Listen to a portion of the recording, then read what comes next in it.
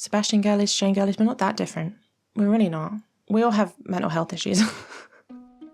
Hello, little poppin'. Hello and welcome or welcome back to my self-titled YouTube channel. I'm the eponymous Fiona.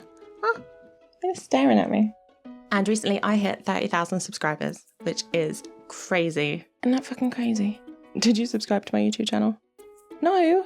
I've said it before and I'll say it again. If this is just some big elaborate prank, can you stop now? It's getting like mean. Like it's weird how much effort you're putting into it. So I put out a post on my community tab, on my Blue Sky, and underneath my latest video for questions for a Q&A. And I got a lot of questions. Oh my God, you guys are so interested in me. I'm so interesting. I got like 200 in the end, which was crazy. And I noticed that a lot of them were about Stardew Valley, which makes sense. Makes sense for me. So I thought what I'd do is I'd split it up into 2 videos. So this video is just going to be the Stardew Valley questions, and the next video I'm going to do more like personal stuff. So people ask me about the cats, people ask me about like my career in the games industry, my wedding, what I think about this, what I think about that. So that will be next video. This video will just be Stardew. So that way if you don't care about me, my personal life, you don't have to hear about it. I went with like a Stardew theme. This is my cow jumper, it's got cows on it. And then I think the thing with feet is that you shouldn't show free feet if they're naked feet. So I think I'm okay to show you my feet in socks. I might edit this out if that's not true, but cow socks. Right? I love cows. I'm really theming it up today. I didn't have any, I do actually kind of have cow trousers. That's too much. That's too much. I have black and white spotted trousers, but that's too much. I'm not gonna do. So we're here, we're ready to get nice and cozy. I'm just thinking cozy vibes for this one, you know? I'm nice and comfy. You should get nice and comfy. We'll just be chill. I've only had 1 coffee, so I feel quite mellow. Yeah, so we'll just chill out. We'll talk about Stardew. We'll chat a little bit. We're good. Okay. All right, let's do it. So I've organised my questions into a spreadsheet. I have a spreadsheet, a mind map, and a Google Doc because I wanted to get them all. No man left behind. So yeah, as I said, I ended up getting a lot of questions. Thank you to every single person who asked me a question. It's weird. Maybe one day I'll understand why anyone would be interested in what I have to say. Maybe one day. But for now, I'm baffled. So I'm not going to answer every single question that I got because there were a lot, but thank you to everyone who left one. If you have a burning question for me, you can leave it in the comments. You know, I always go through the comments. I tend to answer questions. So the first question, and the question that 6 different people asked some kind of variation of, was how did I get into Stardew Valley? How did I start playing it? How long have I been playing it? Things like that. So I started playing Stardew Valley in 2018. I remember that I downloaded it while I was at my then boyfriend, now husband's house. His parents' house, like cat sitting, looking after their cat. And then I took the train home and I remember playing Stardew Valley for that entire train ride. Like with my laptop kind of like scrunched up, really small in front of me, just playing it because I couldn't stop playing it. I don't remember how I saw it. I think I just saw it on Steam and I thought it looked interesting and it had really good reviews, you know, overwhelmingly positive. And I needed something to do. So yeah, I don't remember exactly how I got into it. I think probably what happened is I said to Sam, oh, have you heard of this game Stardew Valley? And he said, oh yeah, people really like it. I think you'd like it. And then I got it, you know. So I played for a long time. Actually, I can look at my save files. Yeah, so Steam says I bought the game in 2018. And I left a review on the 1st of August, 2018, when I had 36 hours in the game. My review says, Poop Farm is flourishing. My husband is an alcoholic. And my baby is left unsupervised most of the day. 10 out of 10. 36 hours at review time. 551 hours on record. And that's just on Steam. So the way that I play it now is I play it through Stardrop, which is like a modding, I don't know what you would call it, just like a way to launch the game with mods. And when you do that, it doesn't count the hours in Steam. And I've been doing that for like a year. So it's probably like 1,000 at this point. I just don't know. There's no way to know, you know? Okay, Stardew doesn't seem to be launching, which is kind of concerning me. Okay, that's worrying. Anyway, I played it for a while back in 2018 and then I kind of fell off of it and then I started playing it again, I think either 2019 or 2020, played that for a bit, kind of fell off of it. And then in 2023, it was right at the end of 2023, I watched a video by Liz the Lass, who subscribes to me, which is crazy. We're mutuals, you know, we're like peers. We're colleagues. Yeah, big fan. So I watched her video joining Joja. And I was like, oh, fuck, I forgot how much I love Stardew Valley. Let me start playing Stardew Valley again. And that was like October 2023 or something. And that's when I started getting back into it in like a big way. Because it kind of hit at that perfect time in my life where I've talked before about how I got like laid off and I was like unemployed, and Stardew kind of filled that like escapism hole for me. So yeah, it just like hit at that perfect time where I got like really, really, really obsessed with it to the point where here I am now. Yeah, so that is my journey. That is how I got into Stardew Valley. So our next question is asked by someone called Fiona S, and they asked, how do you protect yourself online? Oh my gosh, that's such a good question, Fiona. That's so handy because this video is sponsored by NordVPN. So you guys probably know what a VPN is, right? Virtual private network. That thing you can use to watch shows in different countries. Hides your IP address. Good practice all round. You watch YouTube, you know what a VPN is. But what sets NordVPN apart is its emphasis on cybersecurity. So I'm not really like a computery kind of person. So I'm always worried about clicking the wrong thing, getting scammed or getting phished. Because you think that kind of thing just happens to old people, but it doesn't. NordVPN has this thing called Threat Protection Pro. So if you click on a dodgy link in a phishing email, it will stop you and warn you before you put any of your details in. If you accidentally download malware, it scans all of your downloads and it deletes any malicious ones. It will tell you if you're about to buy something from a fake storefront that's disguised to look like a real storefront. It also stops a lot of web trackers from tracking you on the web. That's what they do. And it blocks ads, because we all hate ads. And best of all, it doesn't need an active VPN connection to do all this stuff, so you can just have it on all the time, even if you're just browsing normally. I personally have used the NordPass password manager for over a year now. I bought this subscription with my own money before I even started my YouTube channel. I use it every day. It's very easy, no notes. Protect yourself and up to 10 devices with NordVPN today. Hit the link in the description to grab my exclusive deal, including 4 months extra on a 2-year plan. NordVPN offers a 30-day money-back guarantee and 24/7 customer service, so there's absolutely no risk. So why wait? Stay safe, browse freely, and enjoy peace of mind. Go to nordvpn.com/FionaSangster to start browsing smarter today. Thank you to NordVPN for sponsoring this video. Thank you to Fiona for your interesting question. So the next question is, do you use any mods, and what mods do you use, and is there any you would like recommend? So if I open my mod manager, I use a lot, so hang on, I'll do like a screen recording. Okay, don't judge me how I haven't updated any of them. But these are all the ones that I tend to have turned on. This one I mostly turn on. This one means you can spawn any item in the game, and I mostly use that for like cheating, for getting stuff for videos. So if I'm just playing, I tend to turn that one off. And then this one as well, this one means that you can speed up the time in the game, and I do that for like getting heart events and stuff, so I tend to play with that one turned off as well. Some of them don't work though. Some of them just don't work, but I can't be bothered to turn them off. Yeah, I've got the lift turned on for the skull cavern because I fucking suck at the skull cavern. I can't do it. I had to download a mod that gives you a lift because I can't do it. It's too hard. Night owl lets you stay up all night. Ladder locator tells you where the ladders are in the mines, which is so helpful. So it's like low-key cheating, not like low-key. Joys of efficiency just makes some of the animations faster. Friends forever means no one stops being your friend. Yeah, fast animation also just speeds things up. The greenhouse one makes your greenhouse a bit bigger. Dynamic nighttime is the one where some people said to me like, how did you get a wedding in the dark? And it's because it changes the lighting so that in the morning it's really dark. Like in winter, it's in 6 a.m. it's like dark in the morning, which is pretty cool. And then this one is one I couldn't live without. This is the one that makes you go really, really, really, really fast when you're like running around the game. And I tried, recently I played like the 1.0 version for Shane and I couldn't do it, and it drove me fucking crazy how slow you go without that mod. You go so slow. I couldn't stand it. Oh my gosh, it's so slow. Come on, bitch. Yeah, so it's like mostly kind of quality of life stuff. Make stuff go faster, make stuff like a little bit easier. I have downloaded in the past like Ridgeside, Stardew Valley Expanded, and I'll talk more about that in the next video where I talk about my opinions on non-Stardew things, but I have played them in case you were wondering. So yeah, those are the mods that I tend to play with. I haven't really played any mods that are like immersive Shane or like immersive, like more dialogue for the characters that already exist. Although I think there is some of that in Stardew Valley Expanded. But that's because I tend to go to fan fiction for that kind of thing instead of downloading like a different mod. And now that I do this, I don't want to get confused about like what's real dialogue and what's not. So maybe I'll do that in the future. If you have any recommendations, let me know. Okay, our next question is, if you could make any other NPC romanceable, who would it be? And, what would you do to them? What would you make their new heart events type thing? I spilled water. Oh, I spilled water on Abigail. She was on the floor. I don't know why. So my first instinct with this question is to say Marnie, to get her away from Lewis. Right?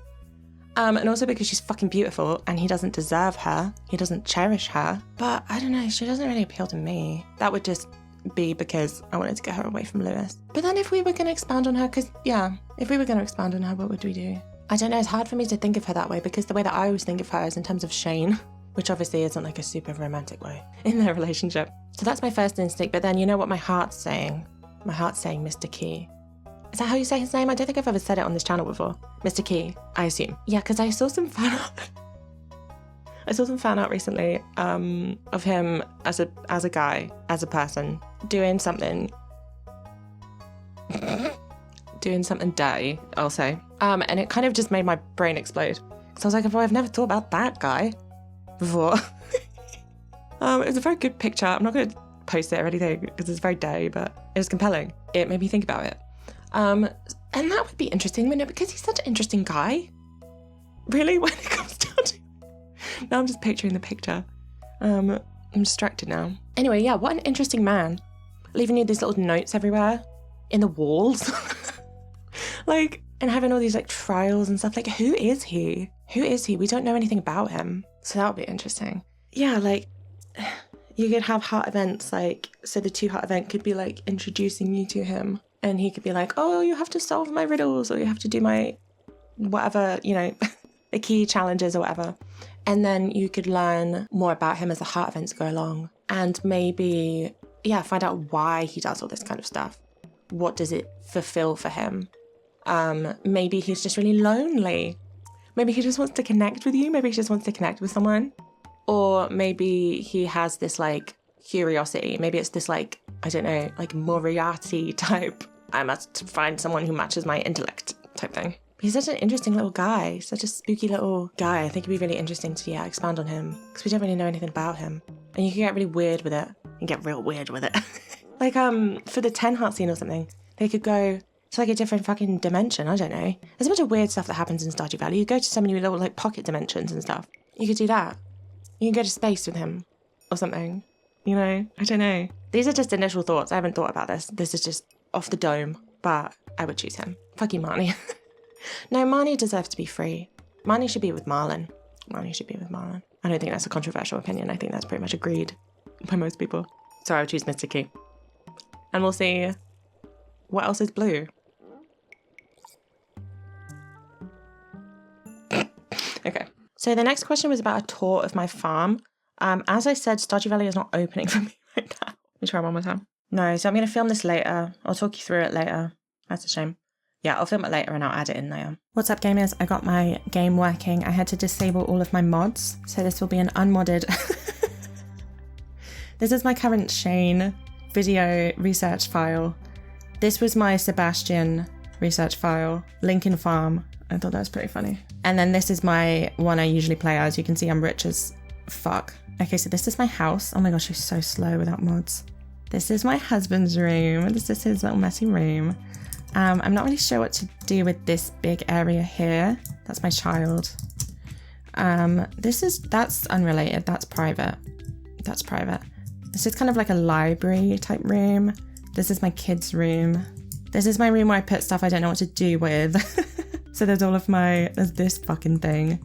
There's my legendary fish. And then all of the like furniture catalogs. I don't know what to do with them. Let me drink some coffee.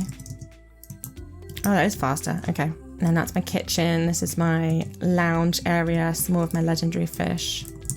Have a quick peek at my casks. Oh, and there's my husband. When I stop and think about it, I'm in a good place. My life is pretty nice. Same. He's so relatable. Have a little kiss. Maybe I shouldn't show that on camera. It's a private moment. Okay, so I've been doing up my farm recently because I thought maybe I would be showing it on camera. Oh, I only realized recently that you could I accidentally put this hat on this cat. Look at him. Looks like a little snapback kind of king. Yeah, so there's I put a little chicken next to where Shane hangs out with his chicken. Here's all of my machines. This is supposed to be like a little nice park area. I need to grow more grass around these bits because it's coming in and then it's gonna just look like a nice little park. There's just some ponds. This is where I keep all of my chickens, my little blue ones. I have a save file. I think I'll show it in the Shane video. I have one save file where it's just full of blue chickens, just so he lives his best life. And as I said earlier, Oh no, see my greenhouse is messed up because my mods aren't working. But it's all ancient fruit. It's all ancient fruit all the time. That's my slime hutch. Slime machines. This is all fiber. I don't remember why I was doing so much fiber. And I've got some trees growing. So a lot of it's still in progress. I'm trying to make it look nicer because it was very functional for a while. But I was trying to have some nice trees up here, but they're still growing. And then this, I don't know what to do with this area. It might just be grass. I might just put grass there. I'm not really sure. This is also kind of an in-between area where I used to have just a bunch of trees, but I've kind of been moving them around. This I think looks cute. I don't use the silo for anything. Not the silo. I don't even know what it's called. I don't even know what it's called. No, but I don't use it for anything, so I just put it there because I thought it looked cute. These are my pretty flowers. Yeah, I'm so rich. I don't really need to be growing anything, but I just think it looks pretty.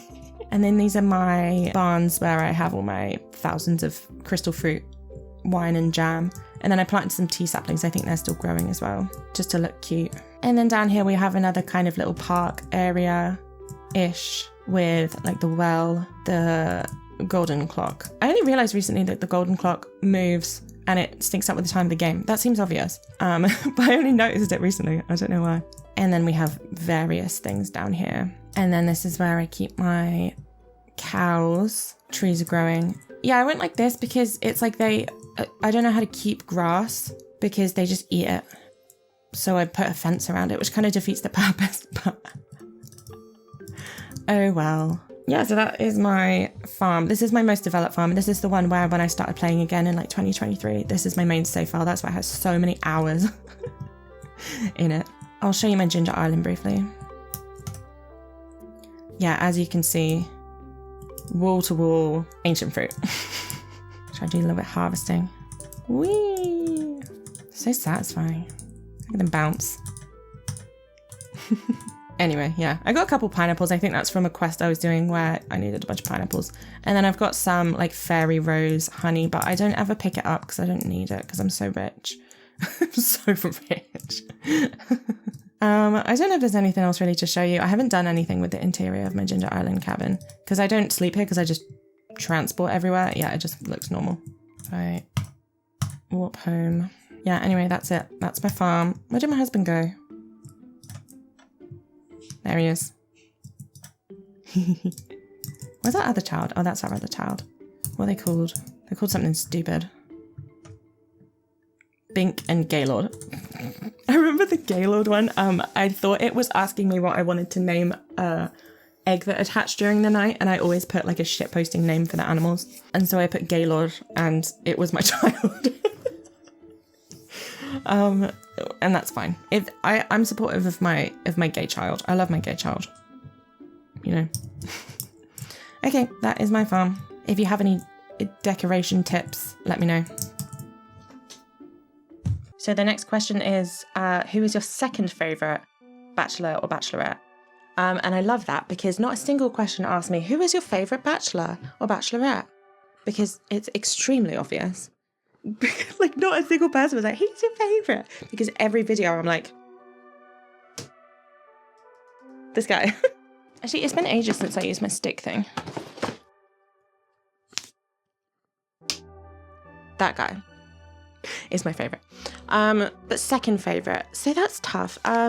It's between Alex and Sam, and I probably would say, oh, I don't know. Oh, don't make me choose. Let me look at them and see what stirs in me. I don't know.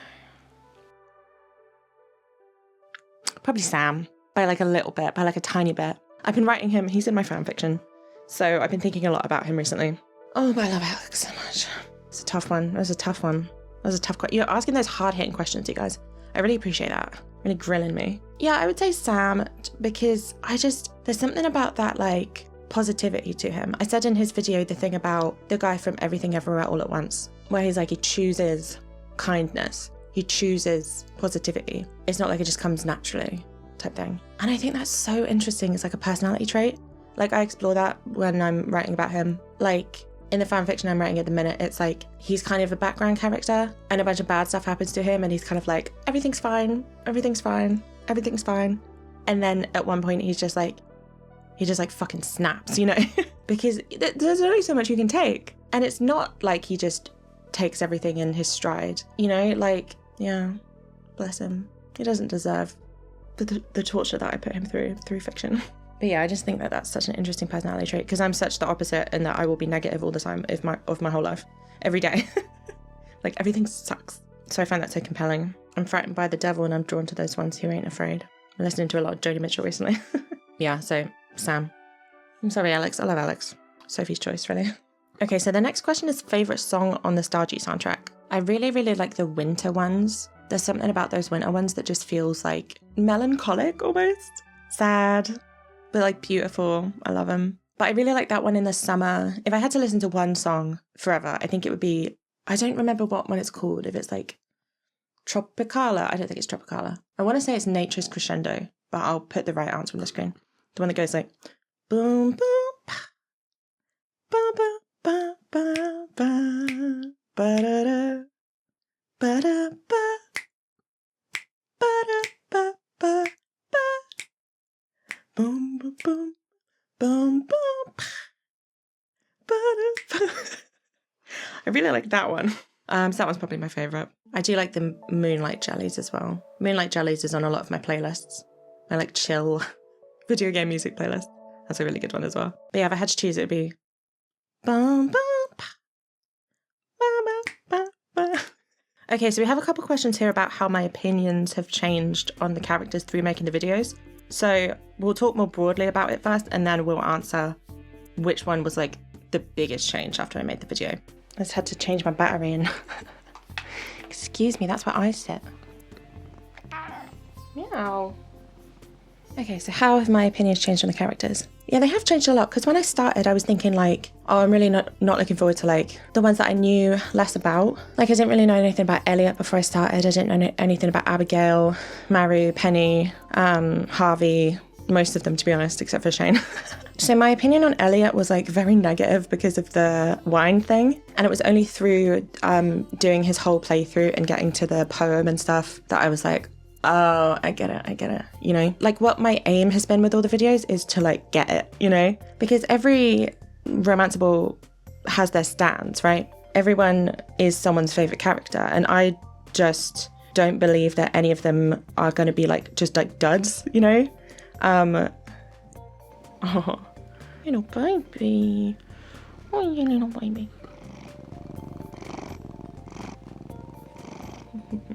Yeah, so none of them are just going to be like duds. So my aim has been to get it, to like understand why that would be someone's favourite. And so through doing that, I've understood each of the characters a lot more than I did at the beginning.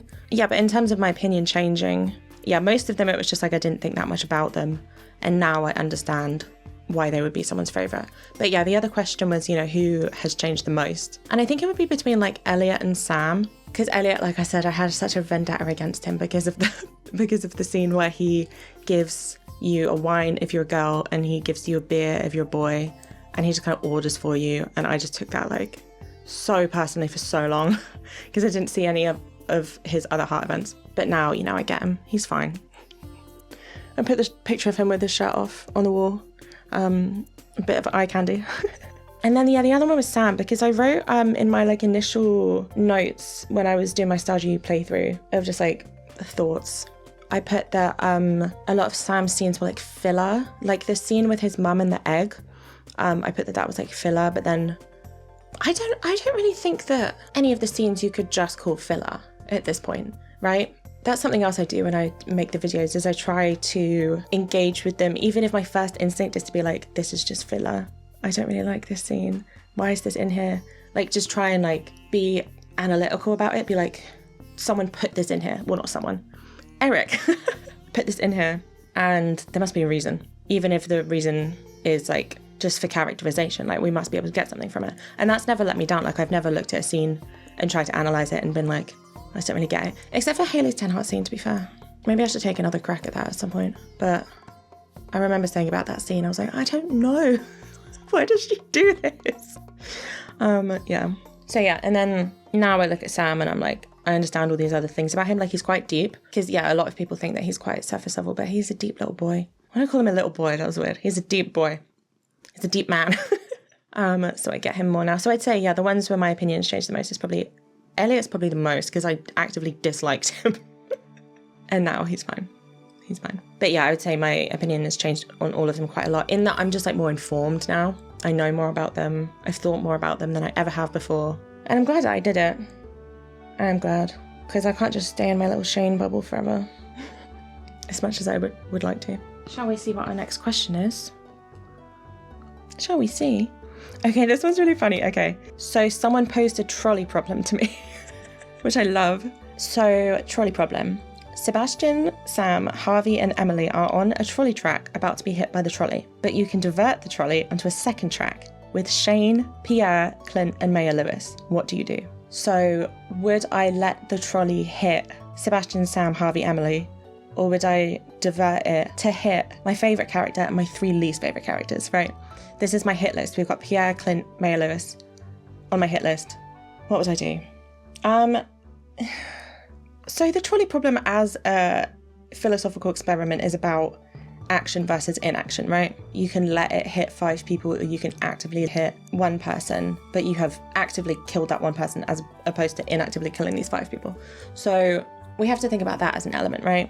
In that if I let it hit Sebastian, Sam, Harvey, Emily, you could argue that I'm not the one who killed them. But if I redirect it onto Shane, Pierre, Clint, Mayo Lewis, then I did kill them. And you could say, because obviously I want to kill Pierre, Clint and Mayo Lewis. And Shane, I don't think he would be mad at me for killing him. He'd probably be like, thanks. But, you know, number 1, I fear I would kill anyone and everything in the world to save my man, right? Number 1. Number 2, I would have to divert the trolley onto that track. So if I just let it hit Sebastian, Sam, Harvey, Emily, that's not my fault, right? I didn't do that. Huh? No, I didn't. Who put them on there in the first place? That's the real question. It's probably Mr. Key in one of his heart events. One of his new heart events. So, who would I kill? I fear, that I would do anything to save my man. I think the others would understand. But then it doesn't even matter that Mayo Lewis is on there. Even if it was just Shane, I'd probably still save him. Yeah, I'm saving my man. I'm sorry. I'm letting that trolley hit them. Are you surprised? No. You're not surprised. Of course. I'm going to save my man. It's just a thought experiment. It's not real. They're not even real people. So it's not even that big of a deal. It's not that weird. It's fine. It's normal. Okay, our next question is an interesting one. Do you think that cozy games as a pseudo-genre have merit in the gaming market? And do you think Stardew counts as one? So that's an interesting way to put it, like a pseudo-genre. Because I guess, when you think about it, a game could be a roguelike, a game could be a farming sim, a game could be literally just like Sudoku, and it could be said as a cozy game. When it's not really a genre, is it? It's more vibes-based. Yeah, it purely is vibes-based, and that's really interesting. Because there's not a lot of other types of games you would define based on vibes, right? The majority of the time it's based on gameplay, and that makes sense because they're games. Oh, your little tummy. I got your little tummy. Oh, you're such a good boy. Are there any other games you would categorize based on vibes? Boop. Yeah, not that I can think of at the minute anyway. So the question was, do you think they have merit in the gaming market? I think so. I think that it's kind of, it mixes a lot with what you would call like a casual game, right? Because if I think about a cozy game, it's like a game that you don't need to pay that much attention to. It's a game that doesn't have like a learning curve type thing. Like you can just kind of start playing it. Like Stardew Valley kind of lowers you very gently into the game, as opposed to other games where it's like learn 8 different keys to do 8 different things, you know? And I find myself, like I haven't played a new game in ages because I find it hard to like learn new things. If I play a game, I've been replaying a lot of games that I've played before because in our modern society, you're just busy, you know? And it just takes a lot of effort to learn new mechanics and things. So that's part of what I would call a cozy game, in that it's accessible and that kind of has, you know, an overlap with like what you call like a casual game. But then a cozy game is just, based so much on vibes, based so much on the aesthetic of it, like cute little characters, the music, the colour palette, just how it presents itself. And yeah, I think that's really interesting because a lot of the time it's kind of an unspoken thing, I think. I'm not like an expert on the games industry. I know I've worked in it for a while, but I don't necessarily like follow all the trends. I don't know everything basically. But it's a thing, I guess, that you don't really necessarily think that someone would use in order to choose what game to play. It's like the aesthetic of it, the vibe of it, because it tends to be like, oh, the gameplay's really good, oh, the story's really good, etc. The graphics are really good. But now it's like, you know, on the Steam page, there's like screenshots. So for example, recently, one of the only games that I've played recently is mouthwashing. And there were a few things that made me decide to play it, that made me get over this hurdle. And one of them was that it was only like 2 or 3 hours long. And the other one was like the aesthetic of it, just because it looked really interesting. And it was also quite simple, you know? I wouldn't call that a cozy game. I wouldn't call it a cozy game. But I guess what I'm saying is like, yeah, the vibe of something affects whether you're going to play something more than you would think. Right. So like if you played one cozy game, you might be more likely to play another cozy game, even if the gameplay is completely different, because you like the vibe. So I would say that it does have like merit to be, you know, put into a category, because it is a different thing than like a casual game. Yeah, a casual game could be like Sudoku. Yeah, and I think that that's interesting. The idea that now we're looking at games based on like how you feel based on the time you spend with them, because it's like we have so little time in life to play games, right? Some people play 1 million games. Jacob Geller plays like 1 million games. I don't. Most of the time I go back to Stardew Valley. But it's like, now it's less, let me play the game that everyone told me is really, really good. And it's more, yeah, how does it make you feel? How do you feel about the time you spent with it? Can you finish a day at work, spend a couple hours with it and feel relaxed afterwards, you know, and not just be frustrated? That kind of thing. Yeah, I think that that's interesting. I don't really think that answers the question. But yeah, I think that it does have merit. I think it's interesting to put it into that kind of category. I'd be interested to see what other kind of categories come up based on feelings, you know, triumphant games type thing. Hype games that make you ready to like smash something. I don't know, yeah. And then the other part of the question was, do I think that Stardew is one? Yes. Yeah, absolutely. I think, I mean, it's obvious that, because some games these days, you look at them and it's obvious that they were made with this idea of a cozy game in mind. They're like really leaning into that. Like all the characters are little cute little bunnies or something, you know, and it's all very chill. But Stardew Valley, I think, was before that was really like a trend. It kind of retroactively got put into that category. So there is still stuff in there like our boy wanting to Harry Hill himself, which I would not call cozy. But then, you know, does it have to be completely wholesome to be cozy? Sometimes coziness can be familiarity, you know? I find my marriage with a depressed alcoholic to be kind of cozy because it's just reality reflected back at me, you know? I guess, yeah, it's a personal thing, like, and that's another interesting thing about it as a category, is that someone could play a cozy game and be like, I don't think this is cozy, it's really frustrating me. I don't like the gameplay, you know, and it doesn't make them feel cozy. But for me, Stardew Valley is a very cozy game. It makes me feel relaxed, it makes me feel like I'm at home.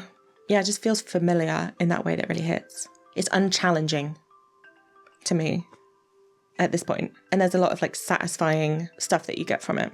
It kind of itches the need in your brain for gameplay in a way that doesn't ever get like frustrating or too challenging. So yeah, I would say that it is for me, but it's subjective, isn't it? Vibes-based, opinion-based category.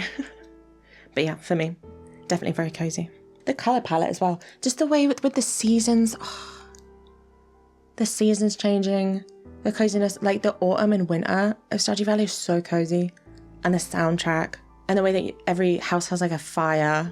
And the sound of the rain. When you go indoors, there's the sound of the rain indoors. Oh, so cozy. Yeah, there's a certain warmth to it. The way that everything's like this kind of orangey colour. Yeah. For me anyway. Cozy game. All right, next we have you noticed any changes in how you view/play the game? Is that reflective of how you yourself have changed, or is it just due to being familiar with the game? So that's an interesting question. Yeah, definitely. So I wouldn't say it's necessarily based on how I myself have changed, or that I can think of anyway, but in terms of being familiar with it, it is a whole different experience playing it now and being like, knowing exactly what's going to happen all the time. It's kind of like rereading your favourite book over and over. But then there's a certain coziness to that as well. What I tend to do before I go to sleep is read things that I've already read or watch things I've already seen, because if I get new information, it makes my brain go like... So if I'm going to relax, I need to go unchallenged. But then, yeah, it is kind of, it doesn't hit in that same way. I guess I don't quite enjoy it in like quite the same way because nothing's new and it's not really challenging. Like my main save file, I have like 70 million gold or something. And all I do on there is I just like make more money and I can do literally anything I want at any time. So it is kind of unchallenging in that way. But I still play it because I still find it satisfying. But then, yeah, something else interesting about the way that my view on it has changed is that now it's like work. So I would say the majority of the time I'm playing Stardew Valley, it is for YouTube. I'm like screen recording or I'm trying to get to a heart event so I can screen record it. So that can lead to more like frustration with it. Like recently, yeah, I was playing through like a 1.07 build to get some footage and I couldn't mod it because it was an old version.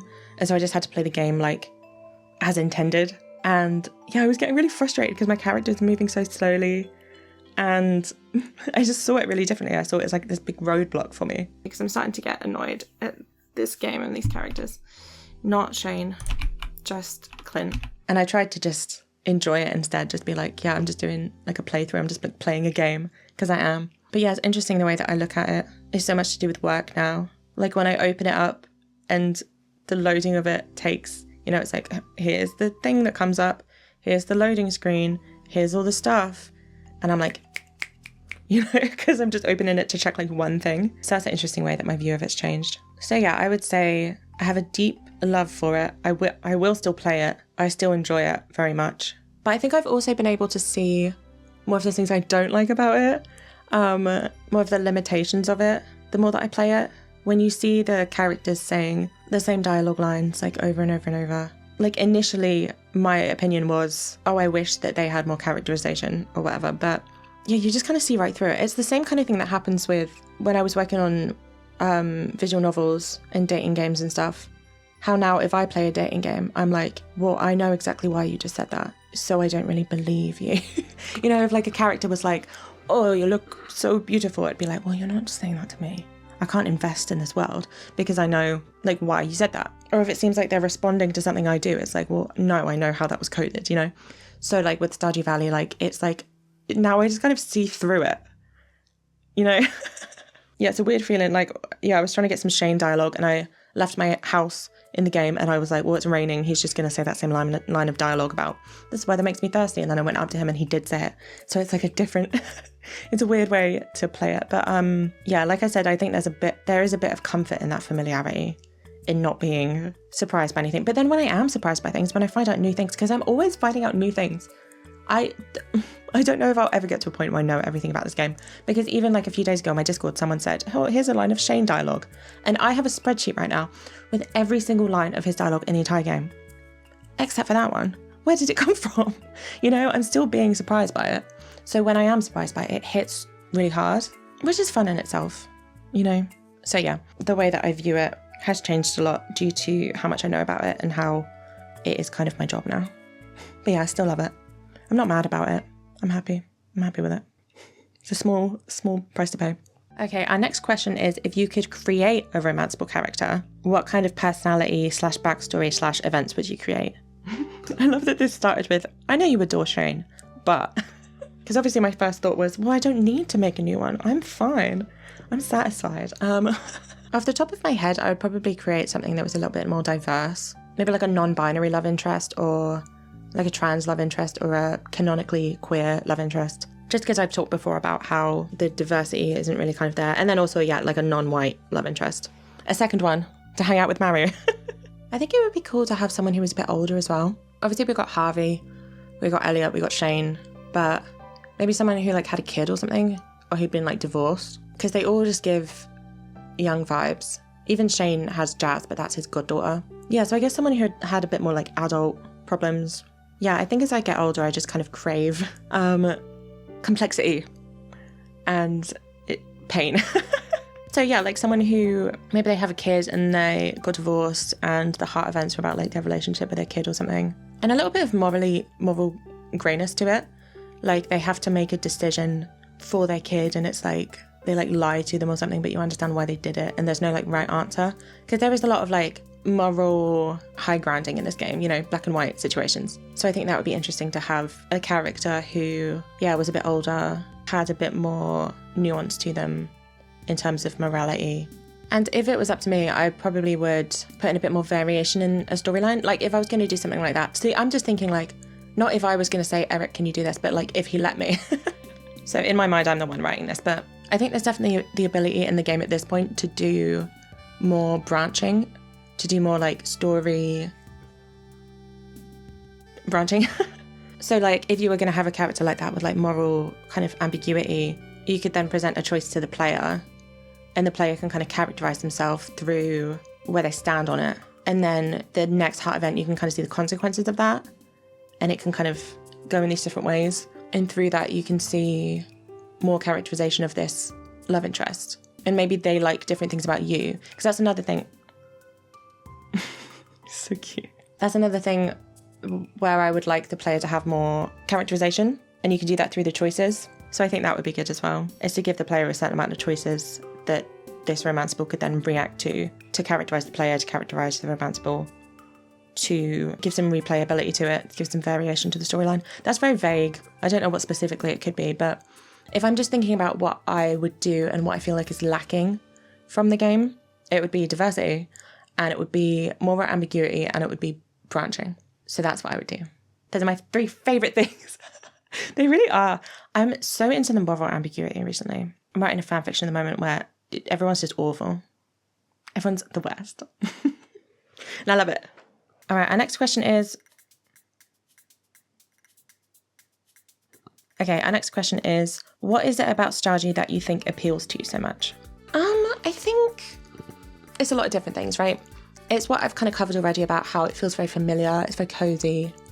It's not challenging in a way that's frustrating. It's challenging in a way that like scratches your brain in that way. Like when I first got into it, the thing I really liked about it was the gameplay of it. Like I don't talk much about the gameplay of Stardew Valley because I obviously talk about the story and stuff, but that's the thing that keeps people coming back to it, right? That keeps me coming back to it is the gameplay, because I know everything about the story at this point, but the gameplay is so satisfying. Like the way, when you chop down the trees, the little noise it makes, picking everything up, it makes a little boop when you pick things up. The kind of progression of it, the way that it's like, oh, there's a term for it. I'm so bad at remembering all the terms for it, but the like simulation game element to it, right? That's the kind of game that I tend to really connect with, is games where you have a certain amount of money and then you have to invest it in this and then you build this and then you do this and then you do this and your money grows and then you can expand, blah, blah, blah, blah. There is a term for it, I don't remember what it is. I think it's just simulation games. But like that is, when I play Stardew Valley these days, that's what I'm doing. If I play it just for fun, I'm chopping down trees and I'm like building stuff because that's like the fun part of it for me. And then the storyline is kind of just like a bonus. So that's why I keep playing it and why it appealed to me in the first place. In terms of like all of this, why have I made this like my main beat? He's literally like my co-host. He's been here the entire time. I said it in the Linus video. I said I'm not a lore girly. I'm a themes girly. Oh no, I think that was the Doctor Who video I said that. Anyway, I'm not a lore girly. I'm a themes girly. I'm not a lore person. I don't really care that much. I don't, unless you really hook me in, then I don't really care about your lore. Because it's just a bunch of shit someone's made up. It's not real. I'm not like a kind of person who I don't really like fantasy. And I understand the appeal, it's kind of like our world but different. But it's just too much information for me to keep in my head. That's just the way my brain works. I don't remember pieces of information like that. I am much more of a character-based, story-based, emotion-based writer and reader and consumer, I guess. And Stardew has lore, but it doesn't have an overwhelming amount of lore. It's quite a light touch, I would say. And I think that's what appeals to me, is because I feel like I can know everything about it. Like I wouldn't have started making these videos if I felt like overwhelmed by the lore, I get things wrong. I do get things wrong, but there's only so much you can get wrong because there's only so much in it. And so I find that to be quite accessible. So I think that's what made me really kind of latch onto it, in that it does have its limits. If you want to learn literally everything about a character, you can do it in like 2 days, So yeah, in terms of special interest, in terms of hyperfixation, it's quite accessible for someone with such a bad memory like me, bad attention span. And then as well, I think it's, I don't think I would like it so much without Shane. And we know this about me, but I just mean the way that it's like, it's not 100% wholesome. It's very wholesome. No one swears. But you've still got Pam and her alcoholism. You've still got Shane and his alcoholism. You've got strained relationships. You've got Lewis embezzling. You know, there's rough edges to it. And I really appreciate that. I think if everything was rounded off, if all of that was taken away, I don't think I would still be talking about it, to be honest. And yeah, to kind of round everything off, I think it's the way that it's quite open-ended as well. So sometimes I'll open the game and I'll just do like farming. I won't talk to anyone. Sometimes I'll open the game and I'll just completely ignore my farm and I'll just go like plow people with gifts, you know? And you can do either.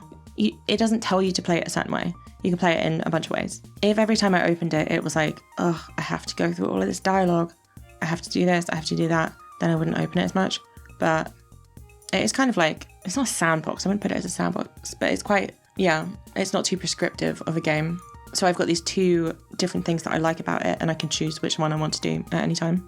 And then also now it's the community, right? Because I didn't really engage with the community until I started making these videos, number one. And number two, I didn't really look for other people's opinions until like the Haley video. Because I thought like, oh, I don't want to get tainted by other people's opinions. I don't want to accidentally just like repeat what someone else has said. But like, that's kind of naive because obviously even if it's an original thought, it's going to be something someone else has said. And Stardew Valley fans are like the nicest people in the world.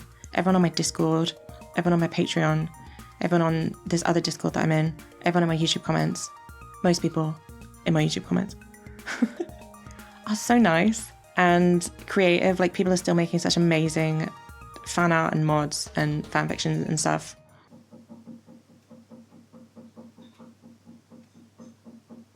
Okay, I'm gonna make a cup of tea while I wait for that to stop.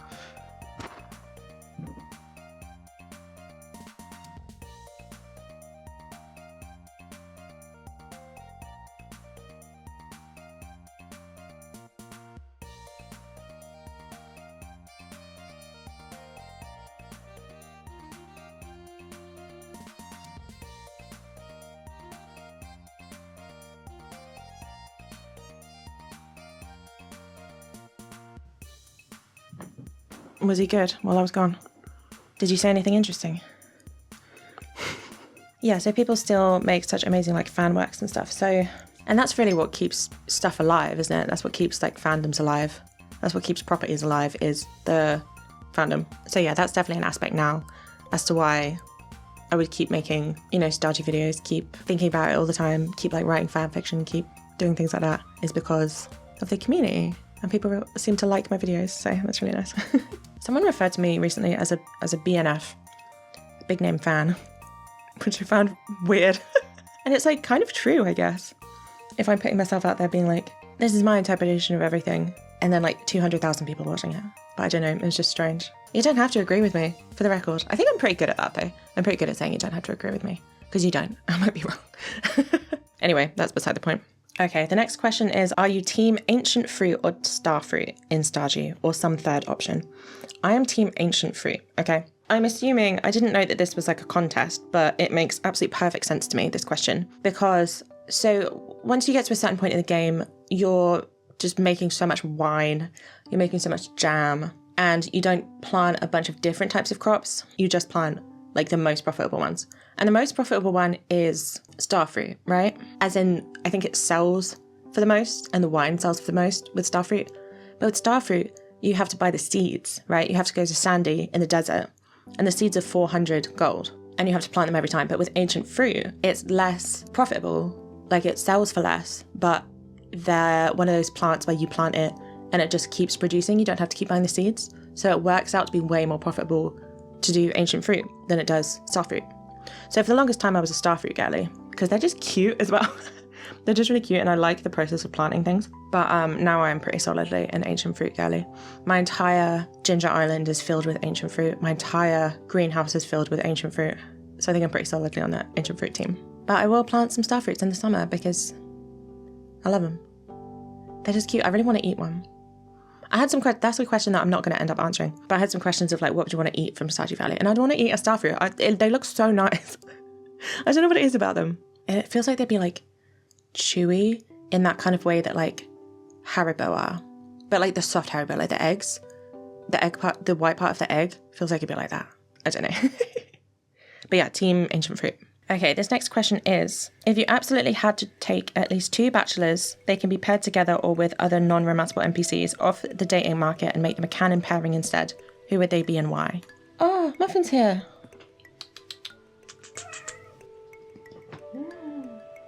Both gays at the same time. Oh, he's good. Okay. And now none. It was worth it though. Never had that before, both at the same time. They kind of hate each other. They argue so much. It wakes us up in the night. They're fighting. They're screaming at each other. It's because they're siblings. Me and my sister used to do the same thing. Okay, Muffin's in the cupboard now. Okay, I've forgotten what the question was. Oh yeah, the 2, if you had to take 2 off the market. So the question specifically says 2 bachelors, which makes it harder because I love my bachelors.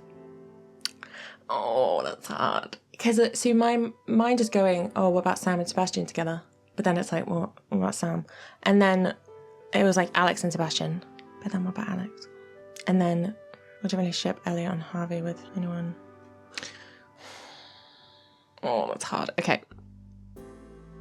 If I had to, and it would be canon in the game, I think I would do Alex and Sebastian. Just because I ship them so much, and then there would be a gay pairing in the game, and that would be really cool. I would miss Alex. I would miss him so much. But I think that's one of those changes where it would make the game better, instead of just being like, I'm going to pair Elliot and Harvey together because they're my 2, like, ones that I wouldn't miss that much, you know. I'd miss Harvey. Like Elliot and Sebastian, you know, my 2 kind of like arguably least favourite ones. I don't want to just like push them together just to get them out of the way. If you were asking me what's a change I would make to the game that would take 2 bachelors off the market, that's what I would do. I would put Alex and Sebastian together. It would hurt. It would hurt. But I would. It's so funny, I made a 4-hour video about Sebastian, and I'm still just like very lukewarm about him. I get it. That's the thing as well, I get it. Doesn't mean I feel it. Right, I felt it briefly, but he hasn't lingered with me in the same way. You know, I get it, but it's just not for me, and that's fine. And that's fine. So yeah, I would have Alex and Sebastian having there's just something about that. I think I've said this in like 4 videos now, but there's something about like the jock goth pairing that just makes me go rabid. Just makes me go cuckoo. Okay, the next question is, if you were a character in Stardew Valley, what would be your loved and hated gifts? So people tend to have like 4, don't they? I would say 4, because I could just keep going on forever about things that I like and I don't like, but I'll do like 4 for each one. Loved, pizza, chocolate cake. They don't just have chocolate in the game, do they? So it'd have to be chocolate cake. Probably complete breakfast. Like, you can't beat a fry up. I'm just thinking about food. And then probably coffee. I drink coffee every day of my life, even though I shouldn't, because I love it. So what was that? Pizza, chocolate cake, coffee, complete breakfast. That sounds right. That sounds right to me. That fits with me. I love food. And then hated, coriander's not in the game, but I hate coriander. Oh, coconut. I hate coconut. Hate coconut, so that would be one. Probably rabbit's foot, because that's a really weird thing to get and give. I'm a vegetarian, so. Probably fish dishes as well. I don't fuck with fish. Like the fish taco. Or there's sashimi. Oh, I don't fuck with sushi at all. Not even a little bit. Oh, I thought of another loved. Probably be mayonnaise. I love mayonnaise. Oh, anchovies. The type of fish. I mean, I already said fish in general, but every time Sam gets anchovies on a pizza, I don't want to be in the same room. That's so gross. There we go. That's 4. I'll put them on the screen. This can be my little Stardew Valley wiki page. There's a lot of things I like and dislike, but that would take too long because I would just tell you every like and dislike I have in my life. Okay, so this next question is, what is your least liked activity in Stardew? I'm assuming this means like fishing, combat, farming, etc. I like the fishing. I love the fishing. So many people don't like the fishing. I love the fishing. That's what I do when I'm just playing the game. That's what I do for like most of my gameplay, like when I'm trying to get my money up. So I'll just play the fishing game. Played that game for thousands of hours at this point, and I really enjoy it. Honestly, probably going to the mines and the skull cavern, because as I said, I'm very bad at the skull cavern. Yeah, there's just so much frustrating about it. Like the way that in the mines you don't have any choice but to just constantly be switching between tools. Like even if you're using bombs, you have to constantly be switching back and forth with like your pickaxe and your sword and stuff. I just don't really like that. I just wish that you could just stick with one, because it's just like fiddly for combat. And there's so much about the combat that just frustrates me as well. Sometimes it just doesn't feel fair. Like if a bunch of stuff is coming at you at once, it's just like quite literally impossible to, like 3 bats are coming at you, like it's just impossible to not get damaged. So it's not like my favorite thing. It's not my least, I guess it is my least favorite thing. But it's not like I hate it. I still like it. I still enjoy it. But if I had to quantify all of the different gameplay loops, I would say that's probably my least favorite. So I can remember the next question. I don't need to check. It was thoughts about how you can drink mayo in the game now. I love that. I love number one, that was added. And I love number two, that there are so many reactions to it. I think that's so funny. He was like, I can't just make you be able to drink mayo. Everyone needs to have something to say about it. Like the way that everyone's like, ew, what are you doing? But who among us, boop, boop, boop, boop. Who among us hasn't just eaten mayo on its own when you've had something to drink or something, you know? Who hasn't ever just spooned mayo directly into their mouth? Probably a lot of people, but I've done that. Wouldn't do it on a regular basis. I love mayonnaise. I would not just drink it. If I was in a bind, I would. If I was injured and I needed it, then I would. You know, I think it makes sense. I think it's natural. I think it's a natural part of life, is mayonnaise drinking. I'm very happy about it. Glad it's in the game. Okay, interesting. So now we've reached the end of the... Oh, it's kind of making my face look spooky with the lighting. Now we've reached the end of the general Stardew questions, and I put at the bottom all of the questions people asked me about Shane. Because there were quite a few of those. So some of these I'm not going to answer now. Some of these I'm just going to kind of redirect you a little bit to the Shane video. So the questions that I'm not going to answer now are, do you think you like him because you see yourself in him? What makes him special from other love interests? And, you know, like, what made you fall in love with him? I say air quotes. I don't think it's air quotes at this point. But those are all things that I'm going to talk about in the Shane video. So I'm not going to answer them now. I'm just going to tell you that it will be answered. You will understand my relationship with him. You understand the extreme parasocial bond I have with him. I will dive into it. That's one of the things that I want to answer with that video, is why I want to ask the same question. Why do I love him so much? I need to know. I need to unpack it. It just needs unpacking, right? So I'm going to do that. Yeah, so I will. Your questions will be answered in time. You gotta give me some time. I don't want to spoil anything. We'll get to it. But I will tell you that it wasn't... So the first time I ever played the game, I went after him. Second time I ever played the game, I went after him. Third time I played the game, I had to be like, no, don't do it again. And then I did do it again. But it was a 2-heart scene. Obviously it was a 2-heart scene. Are you kidding me? It's the best scene in the entire game. Obviously it was a 2-heart scene. And just the fact that I am a person who has like depression and stuff, and to have him also have that, as opposed to all the other characters, it was just like something that I connected with, right? Personally, here's someone who's going through the same thing as me. Because all the other characters, it's like Elliot's a writer and I'm a writer. It's like I didn't really connect with him outside of that, and all the other ones, it's like I just didn't really have that much in common with them, I suppose. But Shane, the combination of him being mean to you and having depression and being cute, obviously. How are you going to resist that? That 2-heart scene. Oh my god, the 2-heart scene. Anyway, we'll get into it. So yeah, there's a brief answer, but we'll get into it in thousands of words. I'm not a concise person, especially when it comes to him. So we'll get an answer. We'll get a longer answer than you would ever want. Okay. Someone else asked, how long do you estimate your Shane video will be? I'm hoping for 10 hours. Hang on. Actually, let me give you an update on how much I've written so far. So far I've written 19,565 words, which is an estimated 2 hours of video. That's the intro, right? And it's not finished. That's my unfinished intro. So we got 2 hours already. If I was going to make an educated guess, 5, 6. Because with Sebastian, it was like, that's a 4-hour video. It was like an investigation, right? There was stuff for me to like learn. There was a journey to go through. But with Shane, it's like, I'm at the destination. So it's not going to be so much speculation, I suppose. So I feel like it might end up being shorter than people will expect. But then also, I've only written the intro and it's 2 hours. So we'll see. We'll see. Educated guess at this point, 5 or 6 hours.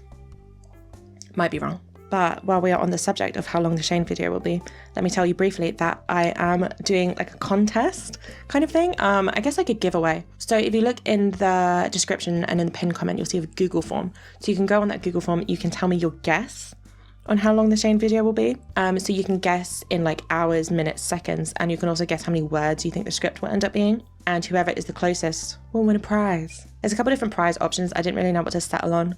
So you can choose like a gift card. You can choose, I'll write you a fan fiction. Or I'll just like really hype you up for winning in the video, you know? So yeah, if you want to guess, if you want to put your guess in, the fact that I said estimated 5 or 6 hours honestly means nothing, because who knows? Everything always ends up being longer than I mean it to be. It literally could be 10. It could be in 2 parts. I might do it in 2 parts. I don't know. Very early stages right now, but I'm excited. But we'll see. So yeah, if you want to guess how long you think it is, enter the giveaway. You don't need to like subscribe or follow me or anything. It's not like that kind of giveaway. I just thought it'd be fun. I just thought it would be fun because I get so many comments like this of people being like, can't wait for the 24-hour Shane video. You know, so I thought it would be fun. All right, we are nearing the end of our list. Someone asked me, have you mentioned Shane in therapy? No. That's all I'll say is no. Probably should. So we're going to end on this kind of agony aunt type post. I'll read it to you in full.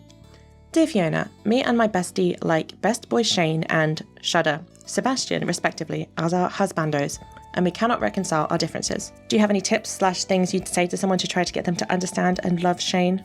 She cannot get past how messy his room is. Oh, so many people have that. And neither can I. Please help Queen. Yours sincerely, I can fix him, Shane Kelly. Right. You made the right decision in coming to me with this, okay? First of all, I congratulate you on that. So she can't get past how messy his room is, and neither can you. I can fix him, Shane Kelly. Right, what I would say, right, I can fix him, Shane Kelly, is no, you can't, right? It's right. The thing with the messy room, I'm going to go into this in the Shane video. I'm going to, but you've activated my special interest, which is discourse about Shane's messy room. So I think the messy room is representative of his role as a whole, right? If we kind of zoom out, if we look at it differently, his room, his spouse room, I'm assuming they're talking about the spouse room, in your house is messy. It's got all these messy footprints on the floor, right? And you can't change that.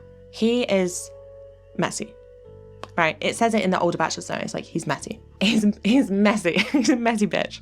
And that doesn't change. And you can't change that about him. The same as with his room. The Shane girlies, you have to love the mess, right?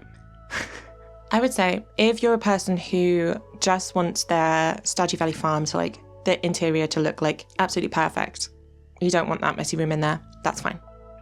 You don't have to. You don't have to love him. You can pick someone else, have a nice looking room. Go for it. More Shane for me. But I would say, yeah, it's more about what it represents, that it represents that he's not fixed. He can't just be fixed. And I like the realism of that. That's one of the reasons he appeals to me, is the way that he's not just like fixed. Even when you're married, he's still got his flaws. He's still messy. He only like microwaves eggs for you or whatever.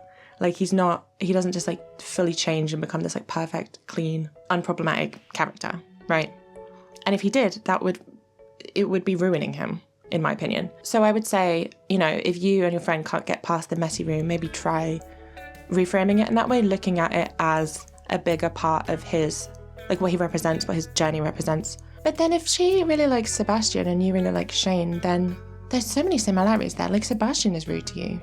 They're both quite harsh. I would say maybe do a route, right? I don't know if you've ever done a Sebastian run and she's ever done a Shane run. Because it might just be that you just don't know that much about them. Like I was kind of saying, like at the start of this video, all of them have appeal and you just have to learn more about them to like understand what the appeal is. So maybe just get her to do a Shane run. And she'll go, get her to do the 2-heart scene. That's what gets us all. It's the 2-heart scene. And then if she still doesn't get it, just stop being her friend. No, it's fine. I mean, that would be my recommendations for getting people to understand his appeal. Once my Shane video comes out, you can show that to her. Because I will probably spend the whole time being like, yeah, trying to find every single scrap of information about him. But yeah, that would be my advice. I hope that helps. I hope you can reconcile your differences and maintain your friendship. Sebastian girlies, Shane girlies, we're not that different. We're really not. We all have mental health issues. It's true though. Okay.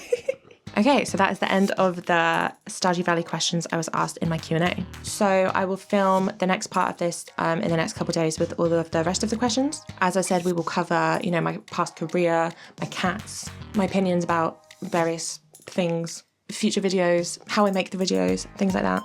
But yeah, I thought I would just kind of keep the Stardew content together. Also try and keep the videos shorter.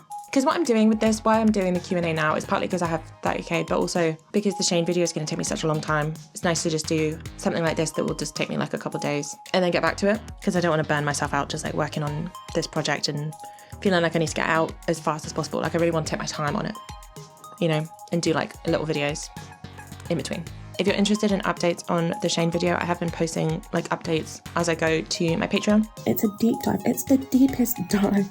And I care so much. Everything that I'm writing just pours out, right? I also post more on my Discord these days. I also have a new channel on my Discord called Shane Central. That is just for Shane content. So if you have some Shane content, give it to me. Okay, so I'm going to leave it for today. I hope you're having a good day. Thank you for watching. Thank you for 30,000 subscribers. Fucking hell. It was like 33,000 now or something. It just keeps going up. Every time I open my YouTube studio and I refresh it and it's like, you got 20 more subscribers. And I'm like, that means that 20 people out there in the world chose to do that in the space of like the last half an hour. Why? Yeah, that's just crazy. I can't comprehend it. So thank you. I appreciate it. I appreciate it so much. And thank you for watching. All right, gamers, I'll see you in the next one. What?